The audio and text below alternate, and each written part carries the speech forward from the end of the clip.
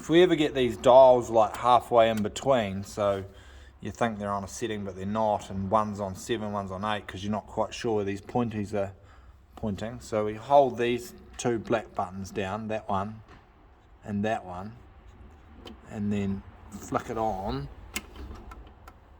and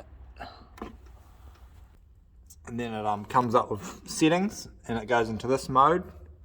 So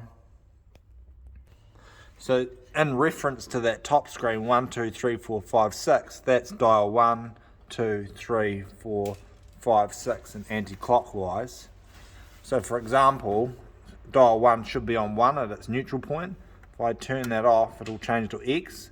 So it should have been on 1. Dial 2 should be on 0 because it starts on 0 and it says it's on 0, so that's good.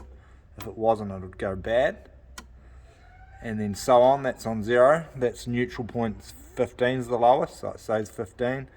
And then the T is the TR receiver. And then obviously the setting number is on 1. If it wasn't, it would be X. So that's how we can readjust it. Like even this one's not just showing on 1, so we could readjust that to point it up a little bit, because you can see it's actually out over a click on most. So what we can do is get your fingernails in on this wee grey piece.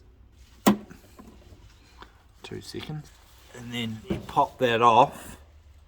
But note when you put it back on, the thick edge does go back onto the slot with the thick, otherwise it's going to fuck the cover.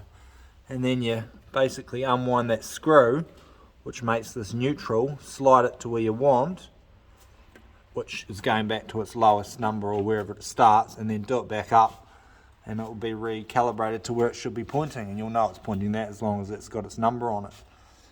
So I think that's going to be really handy, because I do know a few, even like this one here, we could pop that off, turn that wee dial up to be right on the 1, so it's never out half a point, and then screw it back in where we want it and check that it's still pointing to what it is, not an X, and away we go.